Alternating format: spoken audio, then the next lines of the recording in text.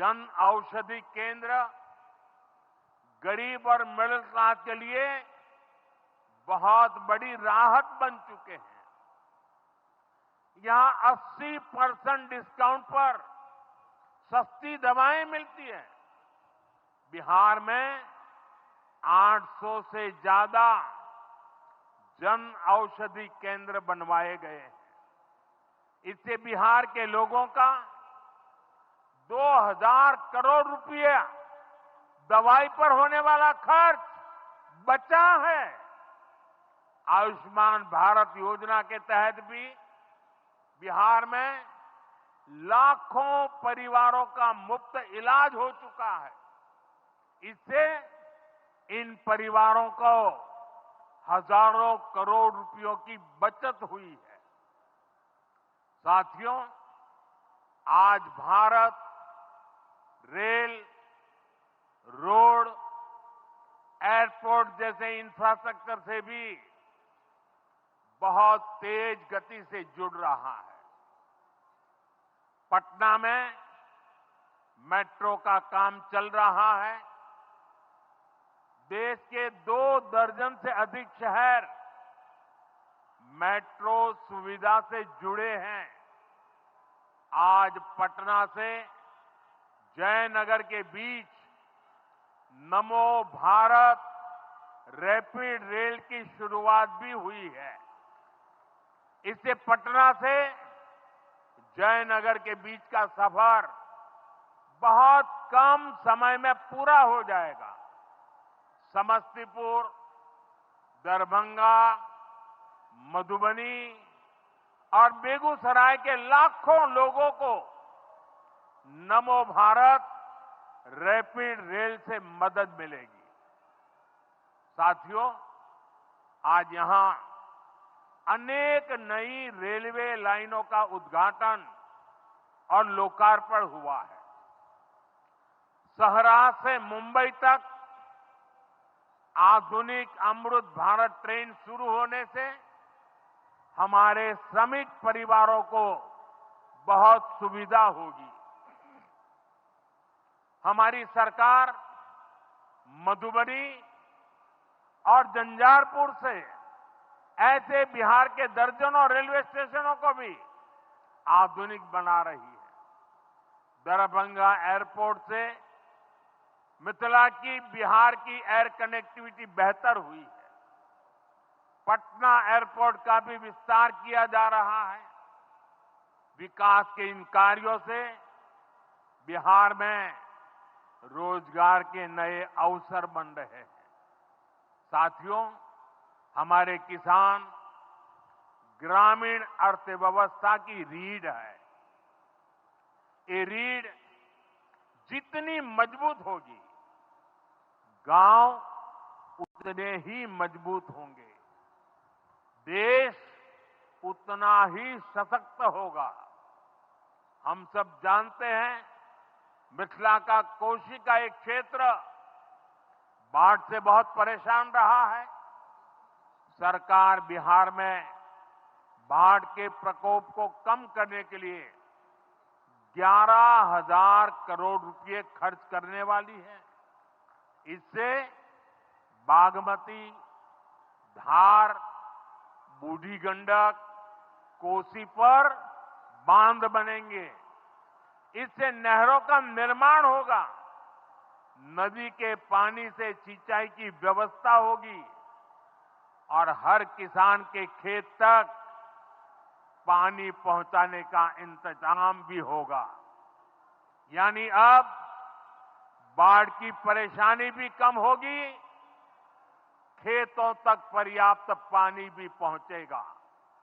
साथियों, मखाना आज देश और दुनिया के लिए सुपर फूड है, लेकिन मिथिला की तो ये संस्कृति का हिस्सा है। इसी संस्कृति को हम यहां की समृद्धि का भी सूत्र बना रहे हैं। हमने मखाने को जीआई टैग दिया है, यानी मखाना इसी धरती का उत्पाद है। इस पर अब आधिकारिक मोहर लग गई है। मखाना रिसर्च सेंटर को भी नेशनल स्टेटस दिया गया है। बजट में जिस मखाना बोर्ड की घोषणा की गई है, वो बनने से मखाना किसानों का भाग्य बदलने वाला है। बिहार का मखाना दुनिया भर के बाजारों तक सुपर फूड के रूप में पहुंचेगा। बिहार में national institute of food technology and management भी बनने वाला है। इससे यहां के नौजवानों को फूड प्रोसेसिंग से जुड़े छोटे उद्यम लगाने में और मदद मिलेगी। साथियों, खेती के साथ साथ मछली उत्पादन में भी बिहार निरंतर आगे बढ़ रहा है। हमारे मछुआरे साथी अब किसान क्रेडिट कार्ड की सुविधा का लाभ ले पा रहे हैं। इससे मछली के काम में जुटे अनेक परिवारों को लाभ हुआ है। पीएम मत्स्य संपदा योजना के तहत भी बिहार में सैकड़ों करोड़ रुपए के काम हुए हैं। साथियों,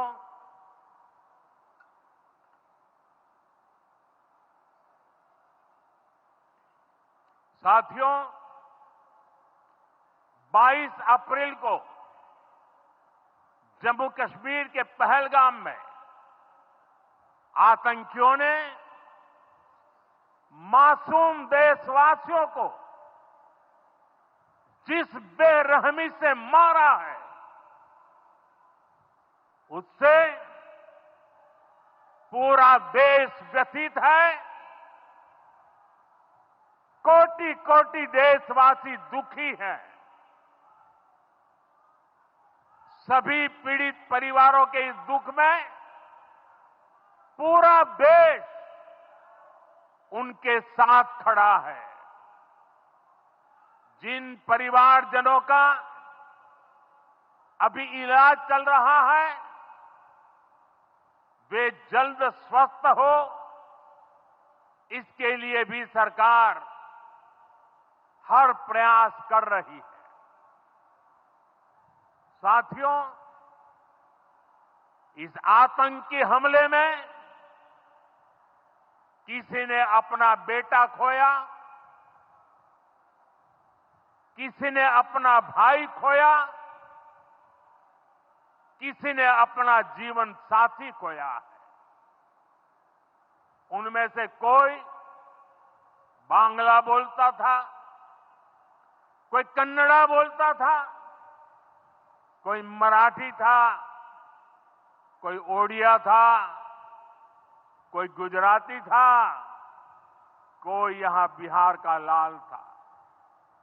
आज उन सभी की मृत्यु पर करगिल से कन्याकुमारी तक हमारा दुख एक जैसा है, हमारा आक्रोश एक जैसा है। ये हमला सिर्फ निहत्थे पर्यटकों पर नहीं हुआ है। देश के दुश्मनों ने भारत की आत्मा पर हमला करने का दुस्साहस किया है। मैं बहुत स्पष्ट शब्दों में कहना चाहता हूं, जिन्होंने ये हमला किया है, उन आतंकियों को और इस हमले की साजिश रचने वालों को उनकी कल्पना से भी बड़ी सजा मिलेगी। सजा मिलकर के रहेगी।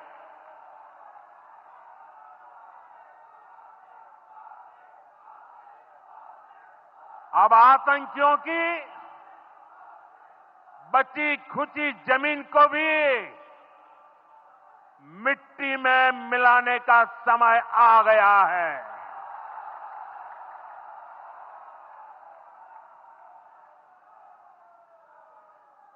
एक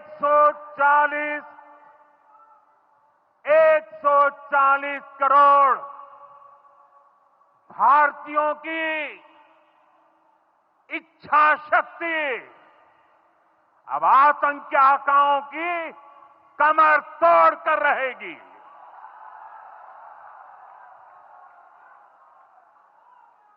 friends, today from the soil of Bihar, I say to the whole world, India will identify, track and punish every terrorist and their backers. We will pursue them to the ends of the earth. India's spirit will never be broken by terrorism. Terrorism will not go unpunished. Every effort will be made to ensure that justice is done. The entire nation is firm in this resolve. Everyone who believes in humanity is with us.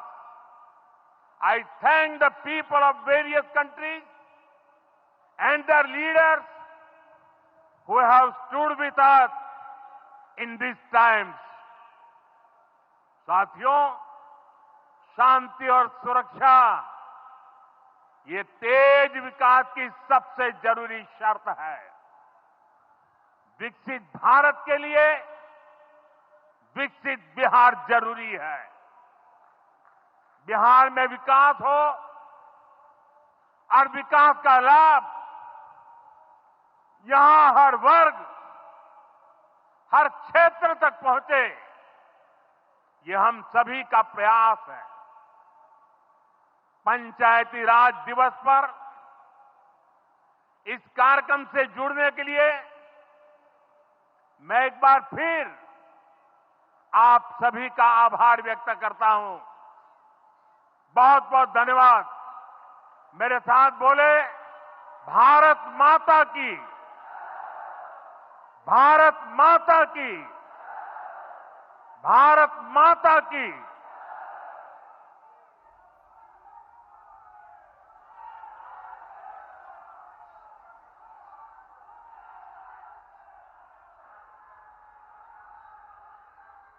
तो बिहार के झंझारपुर से आप प्रधानमंत्री नरेंद्र मोदी को सुन रहे थे। उनका यह कहना था कि आतंकवाद की कमर तोड़ना हमारी सरकार की प्राथमिकता है। बिहार के झंझारपुर में ये रैली और ये कार्यक्रम जिसमें आतंकवाद पर मुख्य फोकस प्रधानमंत्री का रहा, खासतौर पर पहलगाम में हुए हमले का कई बार उन्होंने जिक्र किया और कहा कि साजिश करने वालों को कल्पना से भी बड़ी सजा दी जाएगी। ये बेहद अहम शब्द प्रधानमंत्री की ओर से, कड़ा संदेश आतंकवाद की कमर तोड़ने का। जिन्होंने हमला किया सजा उन्हें मिलकर रहेगी, ये भी प्रधानमंत्री ने कहा। उन्होंने कहा कि इस तरीके से नृशंस हत्याओं को बर्दाश्त नहीं किया जाएगा।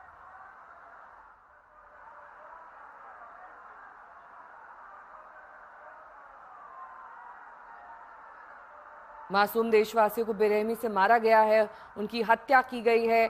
दुश्मनों ने देश की आत्मा पर हमला किया है और साजिश जिन्होंने भी रची है, जहां पर भी उनके आका बैठे हैं वहां तक टारगेट किया जाएगा। ये प्रधानमंत्री ने कड़ा संदेश दिया इस मंच से। बिहार में लगभग 7 महीने बाद चुनाव होंगे और ऐसे में प्रधानमंत्री वहां पर पहलगाम को मुख्य मुद्दा बनाकर बोल रहे थे।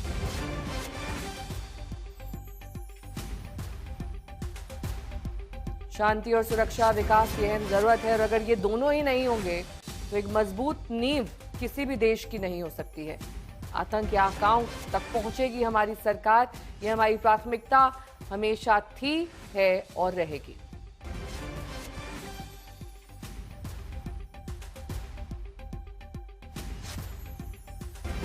आतंकी को पहचान कर ढूंढ ढूंढ कर मारेगा हिंदुस्तान। पहलगाम हमले पर बिहार में प्रधानमंत्री के ये कड़े शब्द काफी कि जिन्होंने भी हमला किया है सजा मिलता रहे। 22 अप्रैल को जम्मू कश्मीर के पहलगाम में आतंकियों ने मासूम देशवासियों को जिस बेरहमी से मारा है, उससे पूरा देश व्यथित है।